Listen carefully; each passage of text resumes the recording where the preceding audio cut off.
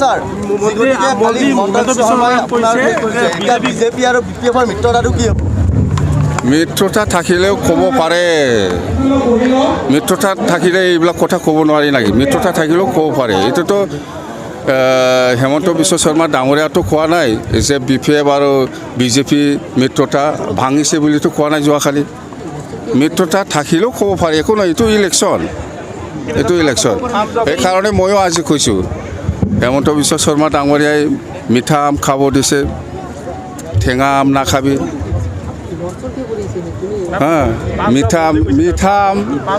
মিঠা আমটো খাব যে দিছে, দাদাই নিজে নাখায় মিঠা, বেলেগক কিয় খাব দিছে? অসুখ মানে কিবা আছে না, চুগাৰ আছে না, এইবিলাক খাবলৈ দিয়ে, আমাৰ BTCৰ মানুহ চব মানে চুগাৰ কুক কৰিব বিচাৰিছে দাদাই। যোৱাকালি যিটো নিৰ্বাচনী প্ৰচাৰ চলালে বিপিএফে ভয় খাইছে নেকি? আমি ভয় খাই নেকি? ভয় খাইলে মই আজি নাহিলে হয়। ব্ৰইলাৰ মুৰ্গীৰ নিচিনা পুহিছে বুলি কথাটো হিমন্ত বিশ্ব শৰ্মা ডাঙৰীয়াই কৈছে। কি ব্ৰইলাৰ মুৰ্গী? তেখেতে উল্লেখ কৰিছে ব্ৰইলাৰ মুৰ্গীৰ নিচিনা পুহিছে বুলি তেখেতে উল্লেখ কৰিছে।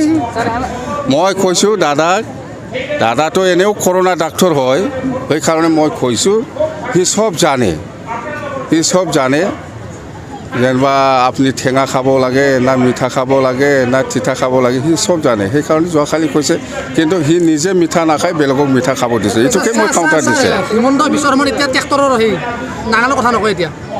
নাঙলৰ কথা মানে ট্ৰেক্টৰ দি হাল মাৰিলে বেছি মাৰিব পাৰে, আমি এডভান্স হ'ব লাগে, নাঙলত থাকিব নালাগে বুলি কৈছে। কথা সেইটোৱেই, যাৰ ঘৰত ট্ৰেক্টৰ আছে এই ঘৰত নাঙল থাকিবই। নাঙলটো বেছি ভেলু না ট্ৰেক্টৰটো বেছি ভেলু হয়? তাৰমানে দাদায়ে ভাবি আছে যে ট্ৰেক্টৰ ছাপ্লাই দি পেলাই এভেইলেবল কৰিম বুলি ভাবি নোৱাৰে। কিমান ছাপ্লাই দিব? হাজাৰ লাখ মানুহ আছে অসমত, কিমানজনক ট্ৰেক্টৰ দিব? এইটোৱেই আৰু এটা অভিযোগ কৰিছে যে ইমান দিনে বোলে বিপিএফক বোলে বিজেপি বোলে পাম দি আছে ফুটবলৰ নিচিনা। বিজেপিয়ে আমাৰ অক্সিজেন লৈ পেলাই জীয়াই আছে দেই। বিপিএফ দলৰ অক্সিজেন লৈহে এই বিজেপিয়ে চৰকাৰ বনাব পাৰিছে।